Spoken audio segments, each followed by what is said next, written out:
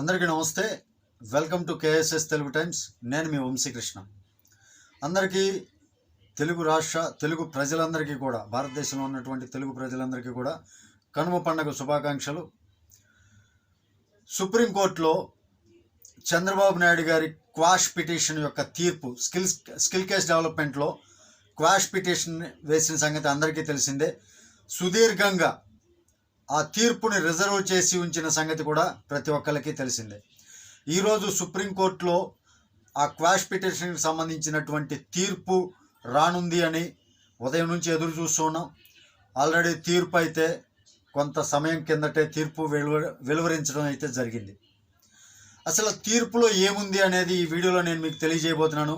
Video నచ్చితే ఖచ్చితంగా వీడియోకి లైక్ చేయండి, ఛానల్కి సబ్స్క్రైబ్ చేసుకుని నన్ను కొంచెం సపోర్ట్ చేయండి. తెలుగు ప్రజలందరూ కూడా మీ సపోర్ట్ని నాకు అందించాలని మనస్ఫూర్తిగా మిమ్మల్ని ప్రాధాన్యపడుతున్నాను. స్కిల్ డెవలప్మెంట్ కేసులో చంద్రబాబు నాయుడు గారు 17A తన కేసులో వర్తిస్తుంది, తన కేసులో గవర్నర్ గారి అనుమతి తీసుకోలేదు అని చెప్పి 17A కింద క్వాష్ పిటిషన్ దాఖలు చేయడం జరిగింది హైకోర్టులో. హైకోర్టు దాన్ని కొట్టేసిన తర్వాత సుప్రీంకోర్టు ధర్మాసనం అయినటువంటి ద్విసభ్య ధర్మాసనం, అంటే జస్టిస్ బేలా త్రివేది, జస్టిస్ అనిరుద్ధ బోస్, ఈ ఇద్దరు బెంచ్ సభ్యులుగా ఉన్నటువంటి ధర్మాసనం మీదకి చంద్రబాబు నాయుడు గారి క్వాష్ పిటిషన్ వాదోపవాదనలు రావడం జరిగింది. దానిపైన సుదీర్ఘంగా వాదించిన తర్వాత సుప్రీంకోర్టు ఈ ద్విసభ్య ధర్మాసనం యొక్క కోర్టు ఏదైతే ఉందో ఆ బెంచ్ ఈ తీర్పుని రిజర్వ్ చేసి పెట్టిందనమాట. గత ఏడాది అంటే సెప్టెంబర్ ఆ టయాల్లో ఈ తీర్పుని రిజర్వ్ చేసి పెట్టింది. డిసెంబర్ 25వ తారీఖుల్లో వస్తుంది అనుకున్నాం, రాలేదు. ఆ తర్వాత ఇంకా కొంతకాలం ఎదురు చూసాం. ఇప్పటికీ ఈ రోజుకైతే ఆ తీర్పు అయితే వచ్చింది. అయితే ఆ తీర్పు చంద్రబాబు నాయుడు గారికి అనుకూలంగా ఉందా లేదా జగన్ గారికి అనుకూలంగా ఉందా అంటే ఎవ్వరికి అనుకూలంగా లేదు అనే చెప్పవచ్చు.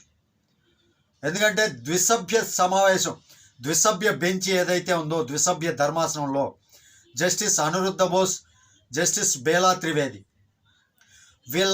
వీళ్ళ ఇద్దరి మధ్య కూడా ఈ క్వాష్ పిటిషన్ పైన 17A వర్తిస్తుందా లేదా అనే దానిపైన భిన్న అభిప్రాయాలు అయితే వెలువడ్డాయి. ఇద్దరూ కూడా ఒక అభిప్రాయానికి రాలేకపోయారు.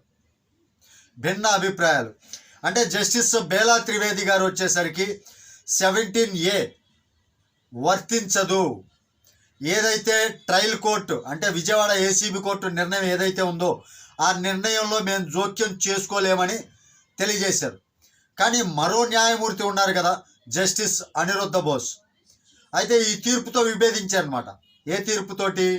జస్టిస్ బేలా త్రివేది గారు ఏదైతే చెప్పారో, ట్రయల్ కోర్టు ఏదైతే ఏసీబీ కోర్టు ఏదైతే చెప్పిందో ఆ ఏసీబీ కోర్టు నిర్ణయంలో మేము జోక్యం చేసుకోలేము, ఇందులో 17A వర్తించదు అని ఏదైతే జస్టిస్ బేలా త్రివేది గారు అన్నారో దానిపైన జస్టిస్ అనిరుద్ధ బోస్ గారు అయితే పూర్తిగా వ్యతిరేకించారనమాట.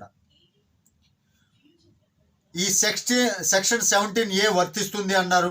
దీని ప్రకారం చంద్రబాబు నాయుడిని సిఐడి అరెస్ట్ చేయటం, దిగువ కోర్టు రిమాండ్ విధించడం ఇది కరెక్ట్ కాదు అనే అభిప్రాయం వ్యక్తం చేశారు. ఈ విధంగా జస్టిస్ అనిరుద్ధ బోస్ మధ్య, జస్టిస్ బేలా త్రివేది, వీళ్ళిద్దరూ ద్విసభ్య బెంచ్ ఏదైతే ఉందో, ఈ ద్విసభ్య ధర్మాసనం ఏదైతే ఉందో ఈ ఇద్దరు న్యాయమూర్తుల మధ్య కూడా భిన్న అభిప్రాయాలు అయితే ఉన్నాయి. బేలా త్రివేది గారేమో వర్తించదు, ఏసీబీ కోర్టు ఏదైతే చెప్పిందో దాన్ని మేము వ్యతిరేకించలేము, దాన్ని మేము నిర్ణయంలో మేము ఎలాంటి తీర్పు చెప్పలేమన్నారు. కానీ దాన్ని వ్యతిరేకిస్తూ అనిరుద్ధ బోస్ గారు మాత్రం 17A వర్తిస్తుంది, అరెస్ట్ ఏదైతే చంద్రబాబు నాయుడు మీద అరెస్ట్ చేశారో సిఐడి వాళ్ళు వ్యవహరించిన తీరు ఇవన్నీ కూడా కరెక్ట్గా లేవు అని చెప్పడం జరిగింది.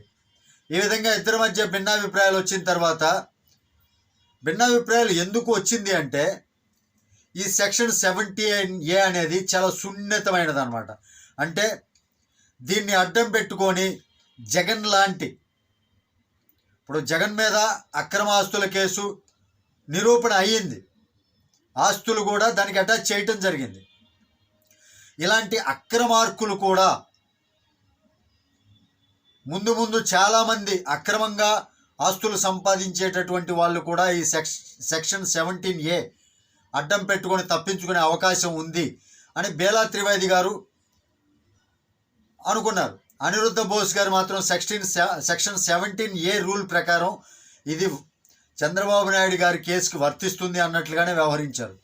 కాబట్టి వీళ్ళిద్దరి మధ్య భిన్నాభిప్రాయాలు వ్యక్తమయ్యాయి. కాబట్టి ఈ కేసుని ఈ స్కిల్ డెవలప్మెంట్ మీద సెక్షన్ 17Aకి సంబంధించినటువంటి సెక్షన్ వర్తిస్తుందా లేదా అనే దాని మీద తీర్పు వీళ్ళు ఎటువంటి తీర్పు ఇవ్వలేక దీన్ని CJIకి బదిలీ చేయడం జరిగింది. అంటే చీఫ్ జస్టిస్ ఆఫ్ ఇండియా, సుప్రీంకోర్టులోనే అధిపతి అన్నమాట. అధిపతి అయినటువంటి జడ్జి సముఖానికి ఈ కేసుని తీసుకెళ్తారు.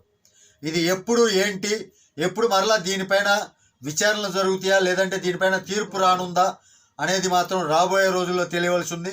ప్రస్తుతానికైతే ఈ కేసు అనేది ఇంకా ఎండ్ కాలేదు, ఇంకా ముగియలేదు అనే చెప్పుకోవచ్చు. ఈ కేసులో రాబోయేటటువంటి పరిణామాల గురించి మనం తెలుసుకునే ప్రయత్నం అయితే చేద్దాం. దాన్ని మీకు తెలియజేసే ప్రయత్నం అయితే ప్రతి ఒక్క వీడియోలో నేను మీ ముందుకు వస్తూనే ఉంటాను. నా వీడియో నచ్చితే ఖచ్చితంగా లైక్ చేయండి, ఛానల్కి సబ్స్క్రైబ్ చేసి నన్ను కొంచెం సపోర్ట్ చేయండి. Thank you. జై హింద్.